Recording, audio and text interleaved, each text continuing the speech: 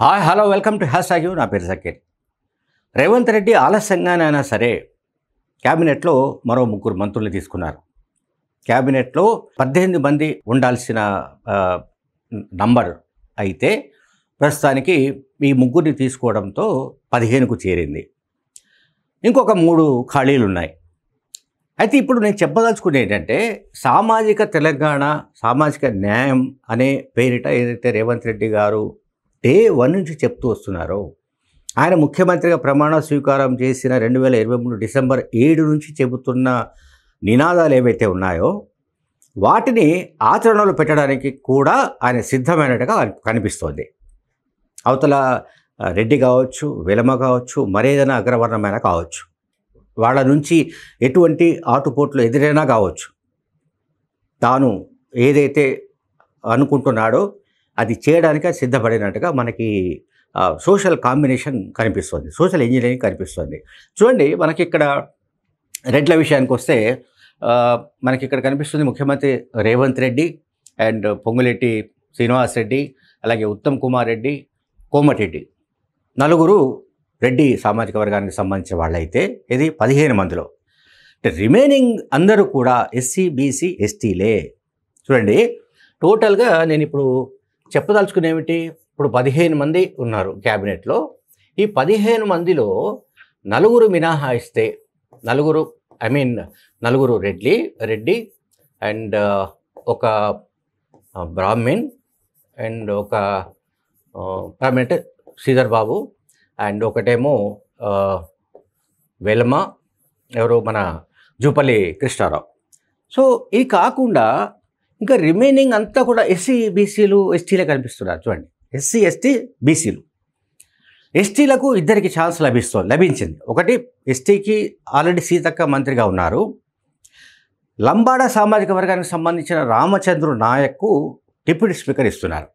So అక్కడికి ST నుంచి 2కి క్యాబినెట్ పదవులు లభించినట్టు లెక్క. ఇంకా రిమైనింగ్ ఎస్సీలకు సంబంధించిన మాదిగ సామాజిక వర్గానికి సంబంధించి అడ్లూరి లక్ష్మణ్కు క్యాబినెట్ పదవి లభించింది, క్యాబినెట్లో చోటు లభించింది. మాల సామాజిక వర్గానికి సంబంధించిన బట్టి విక్రమార్క ఆల్రెడీ స్పీకర్గా ఉన్నారు. ఇప్పుడు తాజాగా డాక్టర్ జి వివేక్ వెంకటస్వామిని కూడా క్యాబినెట్లో తీసుకున్నారు. అట్లాగే బీసీలకు సంబంధించిన విషయానికి వస్తే పొన్నం ప్రభాకర్, కొండా సురేఖ అండ్ ఇప్పుడు తాజాగా ముదిరాజ్ కమ్యూనిటీకి సంబంధించిన వాకిటి శ్రీహరి ముదిరాజ్. సో ఈ కాంపోజిషన్ అనేది చాలా సున్నితమైంది ఇన్ ద సెన్స్ ఏంటంటే ఈ సోషల్ ఇంజనీరింగ్ చేయడం సులభమే, సోషల్ ఇంజనీరింగ్ చేయడం కష్టం కాదు. కానీ దీనివల్ల పర్యవసరాలు ఏమిటి, నిజంగా దీనివల్ల వర్కౌట్ ఎట్లా అవుతుంది, దీనివల్ల కాంగ్రెస్ పార్టీకి వచ్చే బూస్ట్ ఎంత, ఇమేజ్ ఎంత అనేది మళ్ళీ depends on the propaganda, depends on the campaign. Congress party కనుక ఈ సోషల్ ఇంజనీరింగ్ను సామాజిక సమీకరణాల నేపథ్యంలో సాహసోపేతంగా చేస్తున్న నిర్ణయాలు, జరిగిన కూర్పు వీటన్నిటిని కనుక బలంగా ఆ సామాజిక వర్గాల్లో తీసుకువెళ్ళలేకపోతే ఇదంతా వృధా ప్రయాసే. ఎందుకంటే మనము ఒక పని చేయడం వేరు, ఆ పనికి సంబంధించిన ప్రచారము ఎంత చేస్తామో దానివల్ల వచ్చే ఫలితాలు వేరు. అందువల్ల నేను చెప్పదలుచుకుంది ఏంటంటే సోషల్ ఇంజనీరింగ్లో రేవంత్ రెడ్డి పార్టీ హైకమాండ్ మాట విని ఉండొచ్చు.